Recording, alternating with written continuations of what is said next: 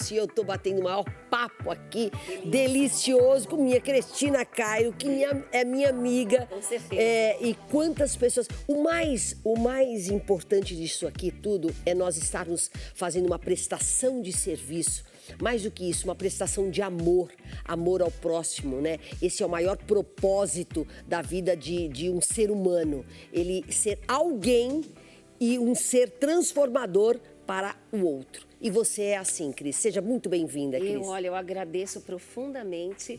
E a gente se conhece há quantos anos? Nossa, revelando.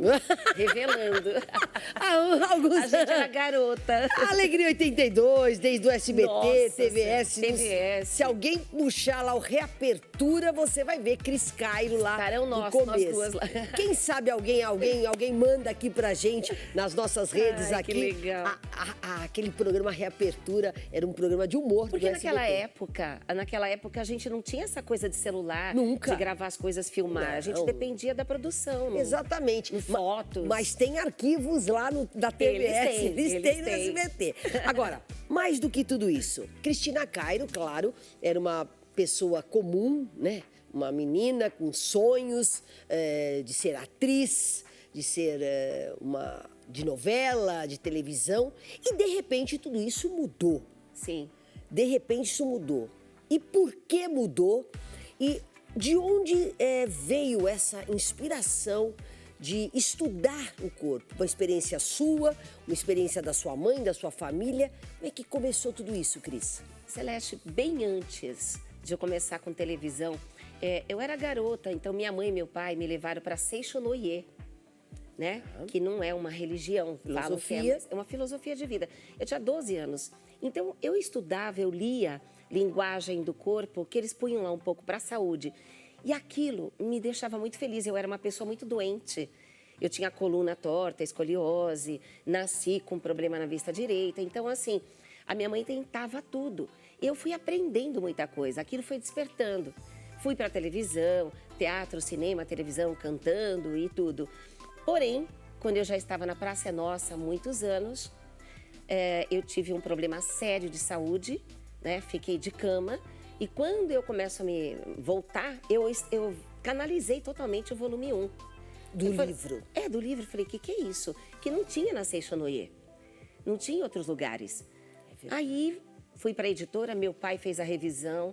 E depois que eu lancei o livro, foi que as pessoas começaram a me chamar para palestra, eu fui ficando assustada. Ou seja, eu acredito que Deus me colocou no mundo artístico para eu ter o treinamento de colocar agora milhares de pessoas na minha frente e eu descontraída num palco ensinar isso. Agora, as pessoas aceitam bem essa linguagem do corpo ou ainda hoje elas têm essa resistência? Porque é um assunto que as pessoas falam muito, né? Sim. Olha, você tem essa dor de cabeça porque você está pensando demais. Ou dores no joelho porque você é inflexível. Enfim, eu estou generalizando, estou só pontuando algumas coisas. Como é que é isso hoje, né? Nessa modernidade toda? Eu comecei a dar minha primeira palestra em 1999. Numa época que o machismo estava piorzinho, né? Nossa. E tinham poucas mulheres palestrantes. E quando eu entrava para dar palestra, tinha gente que levantava e ia embora. Muita gente ficava conversando, tirando sarro. Mas eu sempre escutei um chamado, não desista, porque o corpo depende da mente, não desista. Eu não sabia exatamente encantar o pessoal. Então, às vezes, eu era autoritária. Como que não acredita nisso? Aos poucos, eu fui despertando. Você queria porque queria... Queria salvar o mundo. Queria que a sua tese estivesse acima de tudo. Exatamente. Não é que era acima de tudo, mas uma pessoa ali doente e já tinha tentado tudo. E eu falo, mas pelo amor de Deus, você tem que perdoar o teu pai. Se você perdoar o teu pai, você cura. Só que o jeito que eu falava, a pessoa, que absurdo, eu amo meu pai.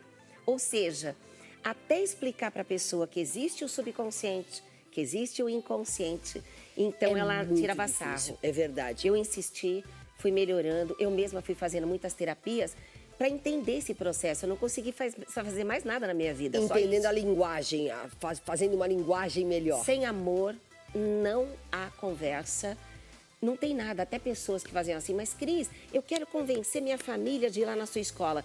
Eu falei, eu tenho uma dica. Pega o meu livro, não joga na cara dela não, pega o meu livro e esquece no banheiro. É verdade. A pessoa acaba lendo escondidinha. E porque ninguém está forçando. Você começa a forçar, eles ficam com raiva. Não pode impor esse tipo de... Não, porque eles estão vindo de um padrão, de uma cultura, enfim, Exato. mudar tudo isso e mudar hábitos, de repente, não tem condições. Agora, nós já temos as perguntas, eu não quero perder um minuto dessas perguntas. Bom, vamos eu lá. quero tentar responder o máximo dessas pessoas. Pode colocar no ar essas perguntas, diretor, vamos lá. Eu sou cabeleireira Elisa. O ano passado eu tive um câncer no sangue. Eu gostaria de saber o que é relacionado quando acontece um câncer no sangue. Elisa, né? É Elisa, é de São Paulo. É Elisa de São Paulo. Ela teve um câncer no sangue. Tá, então... Não sei detalhes. Ok. Elisa, o câncer, eu até estava conversando com você antes, o câncer, ele acontece somente nas pessoas que têm alguma traição, um abandono profundo, uma perda profunda, que não consegue deixar o passado embora e fazer novos planos. Então, o sangue, pela linguagem do corpo, significa o fluir da alegria da vida. Para você ter tido câncer no sangue, eu imagino que você passou, porque assim, o câncer, ele se desenvolve um ano exato depois da grande traição ou da grande perda. Para você ter tido isso no sangue, eu imagino que você passou um ano antes, uma perda, uma decepção, uma traição tão grande, você não conseguiu ter alegria de volta. Daí veio o câncer, né? Então, sim, tem como curar? Tem como curar. Só que a pessoa fala assim, eu nunca pensei, como é que eu vou trabalhar essa mágoa? Isso, era essa pergunta. Como é que a pessoa começa, depois de um diagnóstico desse? Ela já foi em médicos, o médico já falou que é um problema seríssimo, a pessoa já foi pro fundo do poço. Tá. Aí ela vê essa linguagem do corpo. Isso. Há uma saída. Sim. Aí como é que ela consegue trabalhar isso, Cris? Eu gosto de falar isso para todo mundo, o mundo todo tem que saber. Nós todos, você, eu, os câmeras, a produção toda, todo mundo foi designado a algo nessa terra. E a gente consegue ver isso matematicamente no mapa astrológico. A missão espiritual de uma pessoa que todo mundo tem, não importa a religião dela. Todas as pessoas. Todas as pessoas vieram fazer algo, que tem um chamado lá dentro. Enquanto não for fazer isso, as doenças vêm caindo em cima. Eu mesma, que eu tinha muitas doenças no passado, quando eu achei o meu caminho, parece que uma cortina abriu. Não é que algum médico, não estou desfazendo de medicina. Sim, sim. Mas tudo que eu ia de medicina não alcançava o estado emocional. Quando eu comecei a me dedicar a isso, a doença acabou. Eu tinha muita doença. Agora, descobrir o seu caminho ideal não é simples assim. Eu quero que você se prepare para responder isso. Antes, eu quero mais um VT, porque essa é a chave, né? É a cereja do bolo. Tá indo fundo, é isso aí. Pode ir mandando as suas perguntas, que nós vamos o máximo responder, assim, o máximo de perguntas aqui. Que o assunto é bem interessante, é sobre linguagem do corpo, é uma transformação, é uma grande saída, é uma grande virada de chave que você pode ter. Outro VT de quem agora? Vamos lá. Oi, boa tarde, Cristina. Meu nome é Sandra, tenho 62 anos e desde criança eu tenho uma sinusite e rinite crônica, aliás, estou-fanha. É a Sandra, né? Sandra, rinite crônica, Olha e ela é Sandra. fanha. Tá. Desde criança. Então vamos lá, Sandra querida, olha só. O nariz, pela linguagem do rosto, do corpo, significa o ego. E com certeza a Sandra, num desenvolvimento das fases de criança, de 4 a 7 anos aproximadamente, que é o momento onde a criança começa a explorar, começa a querer dar opinião, que ela quer ser ela quer participar. Quando ela é castrada, ela é proibida de ser ela. Então começa a ter rinite. Toda pessoa que tem rinite foi um bom filho. Sempre que eu falo assim, nossa, aquela mãe elogia aquela criança ou aquele adulto que foi um ótimo filho, eu falei, deve ter rinite. Porque a pessoa que não pode ser ela, a pessoa que não pode falar o que ela pensa, ela foi meio que retalhada, direto ou indiretamente, e ela teve que se calar e teve que fazer o que o outro queria, toda vez que na vida adulta ela se sentir contrariada, que vem alguma coisa forçando a barra e ela não sabe dizer não, não sabe dizer sim, ela vai na onda, se arrepende. E lá onde ela for, que ela não queria ter ido, ela tem a crise de rinite.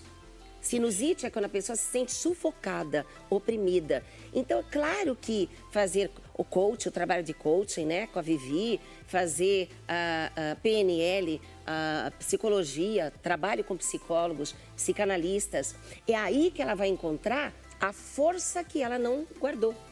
Ela não usou, ficou presa dentro dela. Então, a Sandra poderia procurar ajuda profissional para que ela conseguisse ressignificar essa infância que ela teve de grande autoridade em cima dela. Agora, as mamães, que nós temos muitas mamães aí de plantão, a fase principal da criança, que ela tem que ficar bem atenta a esses detalhes, para as crianças não terem problemas, esses mais comuns, vamos falar assim, né? De respiração, de bronquite, enfim, qual que é a fase principal? Como é que a mãe tem que lidar com isso, então, Cris? Se você fez uma pergunta de bronquite, então é melhor eu responder não as fases de desenvolvimento das crianças, porque cada fase tem a sua fase de levar para frente um trauma. Por exemplo, de 0 a 2 anos, a fase oral, e leva a obesidade, leva a muita coisa, até compulsão e tudo. Mas, quanto à bronquite, pela linguagem do corpo, a gente sempre fala que o pulmão direito, e isso pelo conhecimento milenar, egípcio e chinês. O pulmão direito representa mamãe ou esposa. O pulmão esquerdo representa papai ou marido. Coração no meio, chakra cardíaco, amor. Então, o pulmão está relacionado a relacionamento amoroso. Toda criança que tem bronquite e asma, vamos dizer que de 0 a 7 anos e meio, ela está em sintonia, em ressonância com a mãe. E de 7,5 a 14,5, em ressonância com o pai, inconsciente. Então, quando uma criança de 0 a 7,5 tem crise de asma, bronquite, pneumonia, eu já sei que a mamãe, ela não tem culpa, ela sofre, mas a mamãe está carregando tanta tristeza, infelicidade e crítica sobre o cônjuge. Nossa. E quando é de 7,5 a 14,5, é o papai que está carregando essa crítica, essa tristeza contra a mamãe da criança. E toda criança que tem bronquite e asma são pais que não se entendem, pais que não têm paz de espírito. Eles brigam muito ou são frios um com o outro, nunca concordam. E daí os pulmões são reagentes disso. É tão difícil, mas é bom saber que isso não fui eu que inventei. Freud sempre falou disso. Já é uma Freud, pai da psicanálise. Pai da psicanálise. Agora, todos esses assuntos, porque às vezes as pessoas, a gente não consegue falar de todas essas anomalias. Tudo isso tem nos seus livros, tem, Cris? Tem, todos sim. isso, tudo tem. isso tem aqui, essas... Aqui só tem 4, né? Eu tenho São 8. né? Você quer que eu pegue o primeiro, qual que eu posso... Ó, esse é o volume 1. O primeiro, peraí. Esse é o volume 1. Tá. Aí tem todas as doenças básicas. Pulmão, doenças em crianças, ossos, útero, próstata, tem um monte de coisa aí. Nossa, olha, coluna. Eu abri sem querer aqui. Ah, meu Deus. Porque é um problema muito sério da pele, a análise da pele. Tá, né? tá. Eu queria que você falasse um pouquinho sobre isso também, antes da gente... A gente tem perguntas. Primeiro, perguntas, diretor? Posso falar? Então tá. Então, esse livro, então você tem tudo relacionado com pele, com pulmão. A lateralidade de Hermes, porque muita gente, até que não são tantos acadêmicos que inverteram, que eles estão colocando o lado direito como masculino e o lado esquerdo como feminino. Só que, de forma milenar, o conhecimento original é inverso e que não tem nada a ver com a troca motora. Tá? Agora, Cris, eu fazendo essa boa leitura, porque é uma excelente... É tão detalhado, né? Você sai com uma outra mentalidade. Agora, com toda essa informação, a partir desta informação, qual é o segundo passo? O primeiro passo é a pessoa estar aberta, porque enquanto ela está resistente, é porque ela ainda está forte. ainda ela está aguentando. Mas tem, pela psicologia, uma frase que a gente usa muito. Quando uma pessoa não quer saber, nenhuma terapia resolve, nenhum médico resolve, é porque ela está tendo ganhos secundários. Tá. Inconscientemente, ela necessita dessa doença, desse acidente que o inconsciente provoca, para que ela deixe de fazer o que não quer. Tudo é inconsciente. Se vingue de alguma pessoa, segure alguma pessoa que ela não quer que vá embora, então ela tem uma doença grave e essa pessoa volta para cuidar dela. O inconsciente faz isso. Em sã consciência, ninguém quer ficar doente. Claro que Mas não. na balança das soluções, o inconsciente ele resolve te dar uma doença, já que é a única forma que vai fazer, você não consegue se desapegar, de trazer alguém para você que foi embora, ou sair de um emprego que você precisa de toda a remuneração e não pode simplesmente largar. Agora, então, quando a gente fala o seguinte, olha, ela tá doente, mas veja como ela foi, veja o que ela fez na vida, veja como ela era com as pessoas. Isso é justificado? Não pode fazer isso se isso. justifica? Ninguém. Falar isso? Não justifica porque ninguém quer ficar doente. E quem é que sabe que por ser rígido a vida toda, porque foi criado assim, que vai ter um derrame cerebral, que vai ter Alzheimer? A pessoa não sabe. E vai dizer, ela foi rígida. Coitada! O que a gente tem que ter por ela é compaixão, amor, fazê-la aceitar com carinho, escutar mais do que falar. Porque uma pessoa que tem mal de Parkinson, Alzheimer, derrame cerebral, né? Ou até paralisia no corpo, na face, são pessoas que foram criadas de forma rígidas. E ninguém fez terapia nelas. Não. Ninguém mostrou para elas uma espiritualidade, porque religiosidade é outra coisa. Às vezes, na religiosidade se encontra a espiritualidade, mas a espiritualidade não depende da religião. Depende de um estado de comunicação com Deus maior e de aceitação, amor, perdão, que ela pode ter trazido isso da família. Então, uma pessoa que se torna mais maleável, mais amorosa, flexível, menos intransigente, ela vai fazer com que o corpo corresponda a não ter mais esse tipo de... Cris, mas é hereditário. Isso. Eu ia falar sobre essa hereditariedade. Pois é. Como é que você lida e como é que você se posiciona em relação a isso? Há muitos anos, veio um japonês para o Brasil, Dr. Kazuo Murakami, um geneticista espetacular, de idade avançada. E quando ele falava que ninguém é escravo da genética, os colegas dele riam dele. Então ele pegava dinheiro da própria família para fazer os experimentos dele. Acabou escrevendo esse livro, O Código Divino da Vida. Tá. Mostrando, provando cientificamente que você altera a genética através do padrão mental e comportamental, que é química. Perfeito. É química. Então, Perfeito. Suas emoções são químicas. Se você nós temos uma glândula no centro da cabeça chamada hipotálamo, que ela produz materiais químicos quando você tem uma emoção nociva, tóxica ou de amor. E é lançada... Reage na hora. Reage na hora. É lançada na sua corrente sanguínea e dali vai ficar se instalando em órgãos. E ela tem a representação, né, de infecção.